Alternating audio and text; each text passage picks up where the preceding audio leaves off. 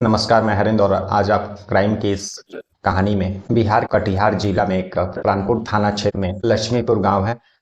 यह कहानी उसी गांव में रहने वाले यशोदा देवी की शादी जो है करीब 13 साल पहले परमेश्वर रॉय के साथ हुई थी। और उन दोनों का दो बच्चे भी हैं, एक 12 साल की बेटी और एक 7 साल का जो है एक बेटा है। और क्योंकि परमेश्वर राय जो है दिल्ली में काम करते हैं तो इसलिए वह कटिहार से बाहर ही रहते हैं, लेकिन बीच बीच में आया जाया करते थे। और उनकी जो पत्नी यशोदा देवी है वह गांव के ही एक प्राथमिक विद्यालय में सहायक शिक्षिका है।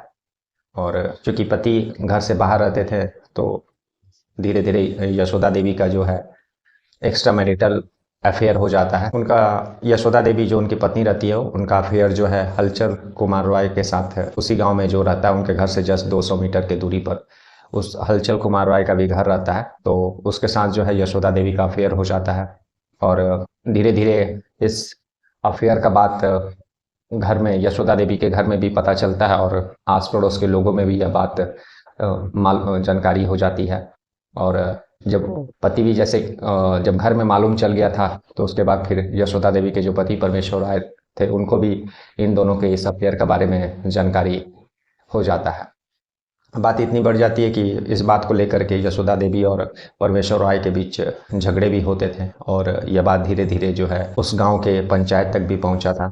और पंचायती के समय जो है परमेश्वर राय को हलचल कुमार राय ने धमकी भी दे दिया था, क्योंकि उस पंचायती के दौरान हलचल कुमार राय का काफ़ी बेइज्जती भी हुआ था और उसको काफ़ी बातें पंचायत की तरफ से और लोगों की तरफ से सुनना पड़ा था। दरअसल जो है हलचल कुमार राय जो था वह यशोदा देवी से लगभग 2 साल छोटा था। और गांव का ही पंचायती काम जो होता है, नाली बनाना, रोड बनाना, इन सब में वह छोटे मोटे ठेकेदारी का काम करता था। और धीरे धीरे वह उसका अफेयर जो यशोदा देवी से हो जाता है और जो कि खुद दो बच्चों की माँ। मामला थाना तक भी पहुंचा था, लेकिन पंचायती लेवल पर ही इस मामला को जो है निपटा दिया गया था। और उसके बाद जो है यशोदा देवी हलचल कुमार राय से बातचीत करना बंद कर देती है और उसका फ़ोन भी अब रिसीव नहीं करती है। इसको लेकर के जो है पहले तो वह यशोदा देवी के पति परमेश्वर राय पर काफ़ी खफा था, और उसके बाद जब यशोदा भी उसका फ़ोन रिसीव करना बंद कर देती है और मिलना जुलना उसे बंद कर देती है, उसके बाद वह और भी गुस्सा में आ गया और वह किसी तरह से उसके पति से भी बदला लेना चाहता था और यशोदा से भी कम बदला लेना चाहता था। उसका मेन टारगेट तो परमेश्वर राय था, क्योंकि पंचायती के समय वह काफ़ी उसका बेइज्जती किया था और उसी के कारण यशोदा जो है हलचल कुमार राय से बातचीत करना बंद कर दी थी, ऐसा हलचल कुमार राय का मानना था। तो वह बदला लेने के फिराक में ही था। लेकिन वह इसी मंगलवार जब यशोदा देवी सुबह सुबह 6 बजे अपने घर से स्कूल प्राथमिक विद्यालय जाने के लिए निकलती है और पैदल ही थी, और उसी रास्ते में एक सुनसान रास्ता या शांत रास्ता मिलता है, क्योंकि सुबह सुबह लोगों का आना जाना कम ही रहता है। और वहाँ पर वह उसको पकड़ता है और चाकू से वार कर देता है, उसका गला रेत देता है। और जब वह चिल्लाने लगती है तो उसके पेट में भी वह चाकू घोंप देता है, जिससे उसकी मृत्यु जो है यशोदा देवी का उसी जगह पर हो जाता है। इतना से उसका मन नहीं भरता है, वो अपने साथ पेट्रोल भी लेके गया था और पेट्रोल उसके ऊपर छिड़क करके उसको आग से जलाने की कोशिश भी करता है। लेकिन यशोदा देवी का जो है चीख पुकार सुन करके उस रास्ते से समीप जो लोग रहते हैं वे लोग उस तरफ भागते हैं। और जैसे ही लोगों का आना देख करके हलचल कुमार राय जो है यशोदा को उसी हालात में छोड़ करके, आधा जला हुआ हालात में छोड़ करके वहाँ से भाग जाता है। उसके बाद जो है पुलिस को इन्फॉर्म लोकल लोग जो है करते हैं, क्योंकि वो काफ़ी दिनों से शिक्षिका के रूप में वहाँ पर काम कर रही थी तो लोग उसको जानते भी थे।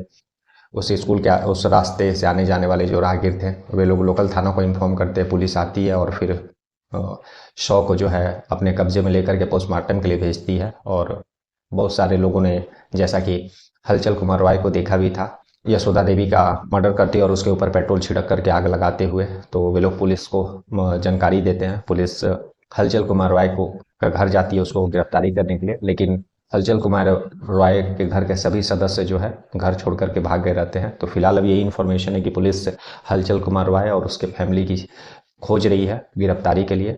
लेकिन एक औरत यशोदा देवी जो है वो एक्स्ट्रा मैरिटल अफेयर में उसका जान चल गया, और जो उसका जो आशिक था उससे 2 साल छोटा था और बातचीत मना करने पर, मिलने जुलने मना करने के कारण वह वफा था, जिसके कारण वह यशोदा देवी का जान ले लिया। और जैसा कि उसके पति ने पुलिस को यह बताया कि चल कुमार राय के साथ पहले से उनका दुश्मनी है। एक तो पंचायती के समय जो इन लोगों का अफेयर को लेकर के जो पंचायत गांव में लगा था, उस समय भी उसने परमेश्वर राय पर हाथ उठाया था। और उससे पहले भी परमेश्वर राय के जो संबंधी जान पहचान के जो लोग थे, उन लोगों के साथ हलचल कुमार राय का कुछ झगड़ा था, और जिसके कारण जो है वह परमेश्वर राय पर भी खफा था, और परमेश्वर राय के साथ उस समय भी उसके साथ उसका लड़ाई झगड़ा हुआ था। तो कुल लेकर के यह बात सामने आई है कि काफ़ी दिनों से हलचल कुमार राय परमेश्वर राय और यशोदा देवी को मारने का तैयारी में था। मेन टारगेट जो है यशोदा देवी के जो पति परमेश्वर राय थे वह थे, लेकिन बातचीत बंद करने के कारण, मिलना जुलना बंद करने के कारण और भी वह खफा हो गया था, और इसलिए कहीं ना कहीं वह यशोदा देवी को पहले टारगेट किया मारने का। और मारने के बाद जो है इतना वह गुस्से में था और इस तरह से वह बदला लेना चाहता था कि उसका पूरा शरीर, उसके पूरे चेहरे पर पेट्रोल छिड़क करके उसको पूरी तरह से जलाने का कोशिश किया। तो आज की यह कहानी थी कि एक्स्ट्रा मैरिटल कभी भी सक्सेस नहीं होता, और जैसा कि अवैध संबंध में ना जाने कितने लोगों ने अपने जान गंवा दिए हैं। तो हर जुर्म एक दस्तक देता है, और यहाँ पर भी जुर्म होने से पहले कितनी बार दस्तक दिया था। काश अगर जब परमेश्वर राय के साथ हलचल कुमार राय का जब बकझक हुआ था, उस हाथापाई हुई थी, उसी समय अगर वह पुलिस से कंप्लेन किए रहते, और दूसरी दफ़ा जब उसके पत्नी के साथ अफेयर था तो हलचल कुमार राय जो है उसकी पत्नी का पीछा नहीं छोड़ रहा था, उसमें भी अगर वे इसके अगेंस्ट में पुलिस में कंप्लेन किए रहते तो शायद यह नौबत नहीं आती। उसी समय हलचल कुमार रॉय जो है वह कानून के गिरफ्त में रहता, और शायद यशोदा देवी आज जिंदा रहती। तो क्राइम हमेशा होने के पहले काफ़ी दफ़ा दस्तक देता है, उस दस्तक को सुनने की ज़रूरत है, और क्राइम होने से बचने की ज़रूरत है, क्राइम होने से रोकने की ज़रूरत है। कल हम लोग फिर ऐसे ही किसी कहानी के साथ मिलेंगे, तब तक के लिए नमस्कार, जय हिंद, जय भारत।